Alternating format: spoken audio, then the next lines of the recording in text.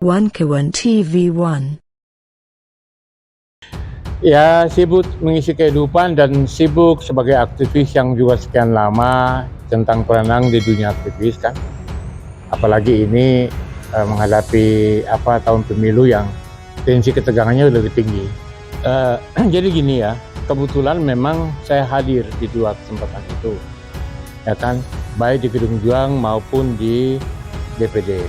Tetapi begini persoalannya, kalau seperti itu kan mestinya kekuatan itu kita harus bertumpu di DPD, yang itu adalah lembaga tinggi negara yang memang selama ini kan kita inginkan bahwa isu kembali ke Undang-Undang 45, ya kan, kita menolak Undang-Undang Dasar 2002 itu mestinya sebetulnya kita bersyukur karena DPD sudah melakukan sebuah gerakan besar untuk menyadarkan bangsa ini agar supaya kembali kepada jati diri bangsa dengan kembali kepada Undang-Undang 45. Cuman itu tadi ada sebagian kawan-kawan aktivis yang mencoba, ya kan, melakukan juga hal yang sama.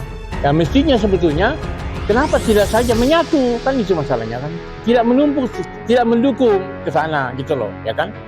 Nah karena begini, kalau itu kan kesannya seolah-olah mau bersaing, ya kan, ya atau maaf kata ya melakukan nikung dukungan. Karena apa?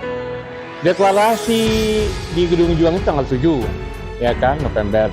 Kemudian pemberian mandat bukan tanggal 7. Kemudian pemberian mandat, ya kan, kepada MPR itu tanggal 10. Ini mandat loh. Artinya kalau dari sisi sebuah gerakan itu mandat rakyat yang diberikan ya melalui DPD kepada MPR. Ini jalurnya sudah benar, gitu loh. Sedangkan yang kita main di Gedung Juang itu kan istilah kan baru dunia aktivis, teman-teman aktivis. Ya kan, sedangkan yang di DPD itu mandat rakyat melalui DPD yang diserahkan oleh ketua DPD kepada MPR.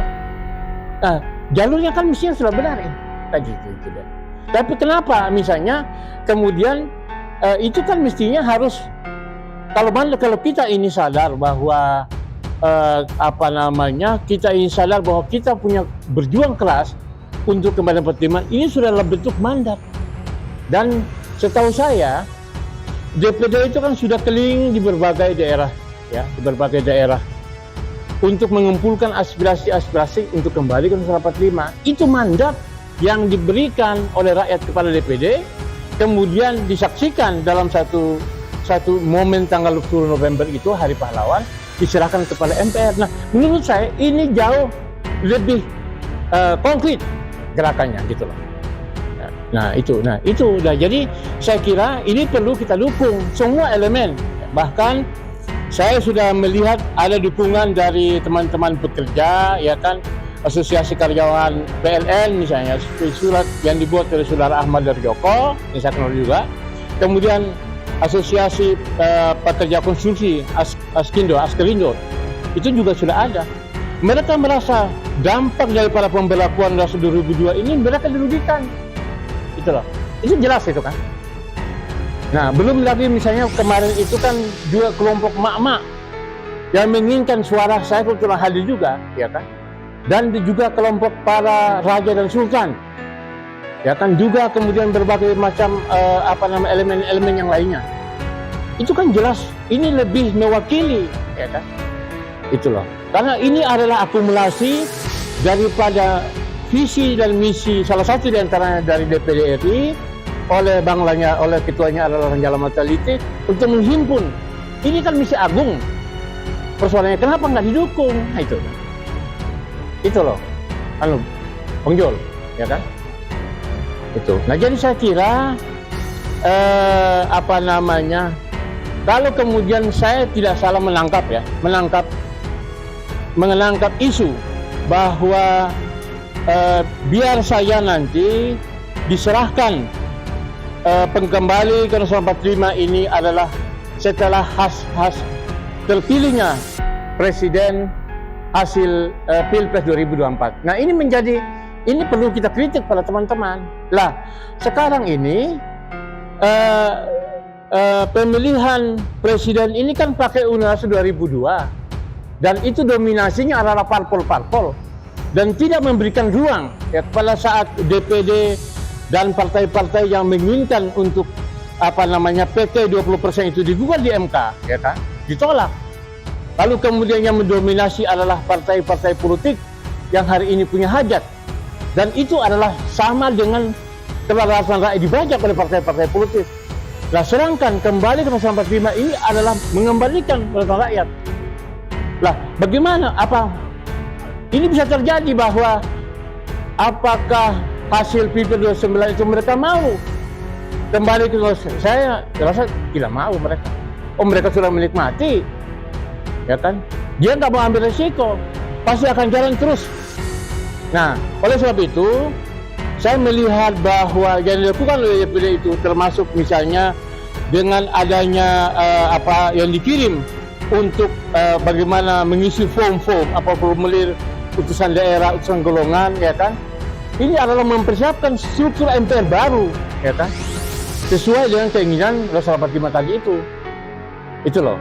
Nah, tapi kalau misalnya kita tunggu MPR hasil Pilpres 2024 yang tidak dari partai-partai politik hasil pemilu, pileg, legislatif, lalu kemudian utusan-utusan golongan, ya kan, atau dipilih lagi, ya tetap aja kita pertahankan Undang-Undang 2002 yang selama ini kita tolak itu. Kita ingin negeri ini kembali ke rule yang benar dengan kembali Undang-Undang 45 asli. Tetapi kalau misalnya kita serahkan ini kepada hasil pileg atau hasil pemilu 2024 nanti, saya yakin itu masih tidak akan mungkin. Tidak akan mungkin. Itu loh. Nah, oleh sebab itu saya kembali lagi menjelaskan kepada teman-teman, mari kita bersama-sama mendukung, ya kan, gerakan kembali kepada bentuk yang pemberian mandat oleh rakyat kepada DPD kemudian ke PLP. Ini perlu membangun struktur MPR yang nantinya kita inginkan pemilihan presiden itu tidak seperti sekarang ini. Apakah dijamin Pilpres langsung ini sesuai dengan pasal 45 yang asli? Kan tidak. Orang Pancasila juga tidak ada di situ kok. Itulah. Nah, jadi saya berharap teman-teman, ya kan, kita harus membangun satu kebersamaan, tidak saling mencurigai, ya kan, tidak membangun intrik, ya kan. Nah, bagaimana kita mengembalikan ini? Real yang sungguhnya kemarin 45 asli itu adalah dengan cara diantaranya bagaimana kita memikirkan konstruksi MPR. Hari ini kita mulai, bukan nunggu hasil Pilpres 2024. Kenapa? 2024 itu Undang-Undang 2002. Apakah mereka mau Undang-Undang 2002 itu kembali kepada Undang-Undang asli? Sedangkan itu adalah hasil amandemen, di mana yang berdaulat adalah partai politik, ya kan? Dan kedaulatan rakyat itu dibajak selama ini. Yang kita tidak di lapangan, kita tidak di berbagai forum, kita demo dan sebagainya. Kita minta kembali kedaulatan rakyat dikembalikan. Nah, tapi sekarang apa? Dengan pemilihan langsung ini kan membonsai kedaulatan itu. Kedaulatan itu hanya milik partai politik. Padahal selama ini rakyat itu bukan hanya partai politik. Ini kan semua kita sudah tahu itu. Tapi kenapa kita berikan ruang itu? Kita berikan, seakan-akan kita berikan karpet merah. Jadi sekali lagi, saya minta kesalahan teman-teman, kita berpikir ulang bahwa kita menunggu hasil Pilpres untuk kembali ke Undang-Undang 45 itu saya kira naif lah. Itulah. Jadi mulai sekarang kita berpikir, bagaimana kita membangun gerakan Undang-Undang 45 itu, kita sama gandeng tangan, kita bersatu, kita kompak. Bagaimana jalan solusi terbaiknya? Sedangkan DPD sudah memulai, itu lembaga tinggi negara. Jangan lagi kita bermain di pinggiran. Itulah. Nah, kalau memang kita sadar gerakan murni kita kembali ke 45 itu, kan itu sudah lewat lembaga tinggi negara. Di mana DPD itu selevel presiden, selevel DPR, ya kan, selevel MPR. Kan mestinya kita dukung, karena itu lembaga negara.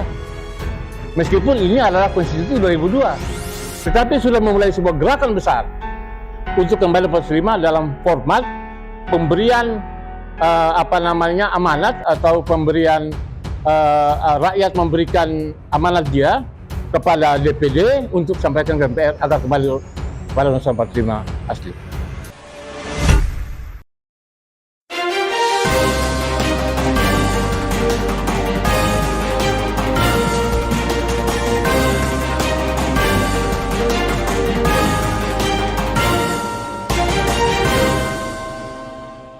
One Kawan TV 1.